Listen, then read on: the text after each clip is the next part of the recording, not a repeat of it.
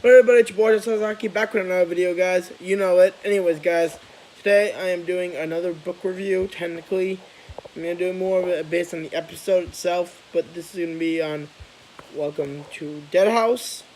Now, I'm not gonna lie, I like the book and I like the movie or episode very much, but when it comes to endings, I like the episode's ending better than the book ending. For a lot of reasons. Basically, the book is Josh and Amanda move to this town called Dark Falls, and they move into this house. And Amanda is fine with it at first, like she's the cool with it. Case, yeah, and then Josh is not okay with it at first. He doesn't like to move, doesn't want to move. Amanda is fine with it at first, but then shit gets to get real. Like she starts seeing people in the house. She starts having weird dreams and freaky shit. And like every time they meet a new person, they're like, "Oh, yeah, I used to live in your house." And then they'll be like, "Oh yeah, hey, want to go do something?" And then they'll look in the sky, the sun's out. Like, nah, we're good. We're just gonna go play inside now, because and they seem like everyone's afraid of the sun for some reason. No one knows why. And they play weird like that. And then one day, their dog goes missing, and in the it's in the book that the dog goes missing. So Amanda and Josh go search for everywhere and they can't find it at first. And they go home, they go to bed, shit goes that way. And then they say a woman comes out, and Amanda says a woman comes into her room telling them that they should leave now and never come back. Amanda does not know what to think, or Amanda's freaking out, and his parents are like, "Oh, you must have had a nightmare. It was just the wind and all that type of stuff." Then it wasn't. It was an actual ghost, but we all know that would have happened naturally. Anyways, back to it. So Amanda and Josh are starting to get really weirded out by the place, and their parents are okay with it, I guess, to a certain extent. And then Amanda's mom put up like a reef that they don't like the looks of because they think it's creepy and weird, and it's been in the family generation for generations. This is in the episode. I'm not sure if it's in the book exactly, but I think it's in the episode. And all this shit's going down, and they end up walking towards when they hear their dog barking, and they walk into the cemetery area because that's where they see their dog. And at that moment, and they see the townspeople, other people in the town, including the kids, saying, "Oh yeah, like I'm hungry. We need to feed now, and we need to eat them now." And then they realize what's happening. They're going to eat them because they're the undead. And what happened was that there was a chemical factory by the dark in the town that everyone worked in, all the people worked in. There was a problem. There was an explosion, and it killed everyone in the town, including everyone in the town in Dark Falls. So now they have to lure people there every year by claiming that they've got something from their great uncle in the estate, a house. So now they can feed every single year to stay alive. So one day, so they end up accidentally. Josh breaks a branch, I believe, or something like that, and they get caught, and they're chased through the graveyard, back to the house. This is all from and I think this is in the book. This is in the episode. The book, I think they die outside, if I'm not mistaken, like in a temple-like area. Back to the book/episode. So the way it ends, so they run back to the house, and their parents are having lunch with their next door neighbor's parents, who's there as well, and they're like, "Oh yeah, that's the Walking Dead. They're the living dead. We need to destroy. You need to do something about this." And they're like the chemical factory destroyed it, but they tell you the story, and then they're like, "It's the reef. It's the reef. You gotta destroy the reef."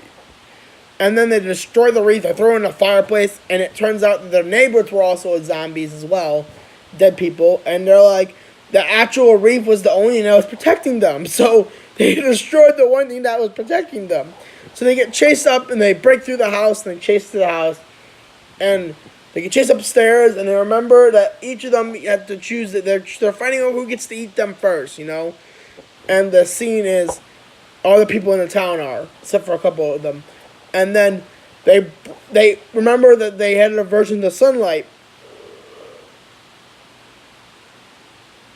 Sorry guys, it's been a long day. Aversion to sunlight. So they start breaking the board's windows, the wooded board windows, open up to open the sunlight. And then when the sun came, it basically started to melt them, and they turned into dust. Now in the book, they just turned to dust, and the last thing a little girl says is "thank you," and that was it. In the episode, they just turn to dust and start screaming.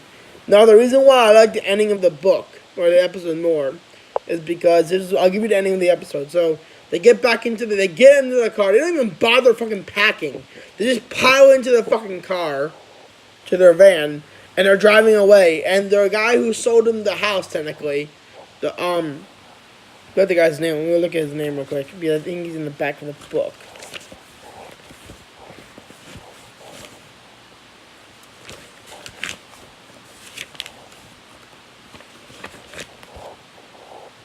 Mr. Dawes is his name.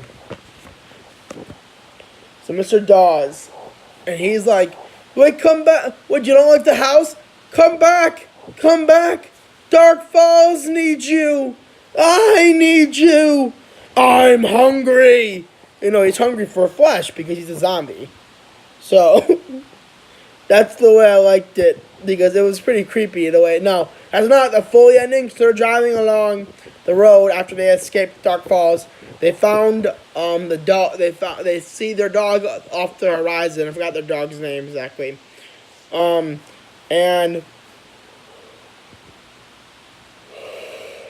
sorry again.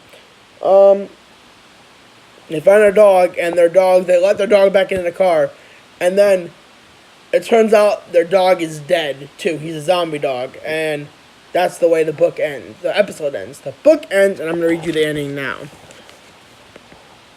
Here we go.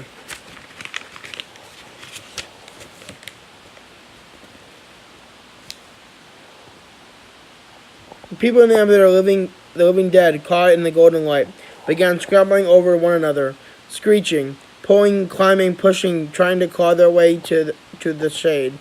But it's too late. Their skin began to drop off their bones, and as I stared open-mouthed, they crumbled to powder and dissolved to the ground, their clothes disintegrating along with them. The painful cries continued to ring out as the bodies fell apart. Skin melting away, the dry bones collapsed. I saw Karen Somerset staggering across the floor. I saw her hair fall to the ground in a heap, revealing a dark skull underneath. She cast a glance up at me, a longing look, a look of regret, and then her eyeballs rolled out of their sockets, and she opened her mouth to his mouth, and she cried, "Thank you, Amanda, thank you," and collapsed. Josh and I covered over our ears to shut out the ghastly cries. We both looked away, unable to keep watching the entire town fall in agony and crumble to powder, destroyed by the sun, clear and warm sun. When we looked back, they had all disappeared. Mom and Dad were standing right where they had been, tied back to back. Their expressions a mixture of horror and disbelief. "Mom and Dad," I cried. I'll never forget their smiles as Josh and I ran forward to free them. It didn't take our parents long to get us packed up. Oh, in the book they do pack up, and arrange for the movers to take us back to our old neighborhood and our old house. I guess it's lucky, after all, that we couldn't sell the old place, Dad said, as we eagerly piled into the car to leave. Dad backed down the driveway and started to roar away. "Stop," I suddenly cried. I'm not sure why I had a sudden, powerful urge to take one last look at the house, and as both my parents called out to me in confusion, I pushed open the door and jogged back to the driveway. Standing in the middle of the yard, I stared up at the house in silent, empty still. I found myself gazing at the old house as if I was hypnotized. I don't know how long I stood there. The crunch of tires on the gravel driveway snapped me out of my spell. Startled, I turned away to see a red station wagon parked in the driveway. Two boys, about Josh's age, jumped out of the back. The parents followed, staring up at me at the house. They didn't seem to notice me. Hey, here what we are, kids, the mother said, smiling at them. Our new house. It doesn't look new. It looks old, one of the boys said. And then his brother's eyes widened as he noticed me. Who are you? He demanded. The other members of his family turned to stare at me. His question caught me by surprise. I could hear that my dad honking his horn impatiently down the street. I used to live in your house, I found myself answering, and then I turned and ran full speed down the street. Wasn't that Mr. Dawes standing at the porch in clipboard in hand? I wondered, catching a glimpse of a dark figure as I ran to the door. No, it couldn't be Mr. Dawes, up there waiting for them. I said it couldn't be. I didn't look back. I slammed the car door behind me, and we sped away. I mean, it was a good ending. It might be it's a good ending for the book, but I just like how they ended it in the episode. Basically, the book says, and this was the first book of all Goosebumps. This is the first book ever made, actually. I have 2 copies of this book, actually, and both are from original copies. I like the way it said "Look Alive" on the back of the book, and it says "It will just kill you" as its title thingy, and then caption if you want to call it.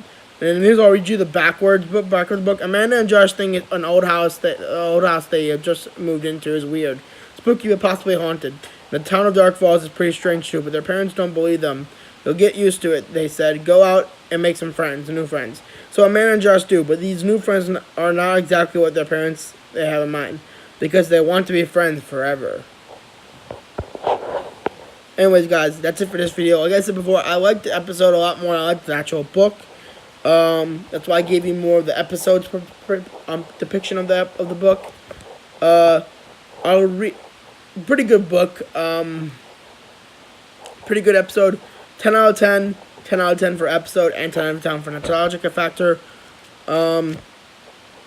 Like, comment, subscribe, and I'll see you in the next video, guys.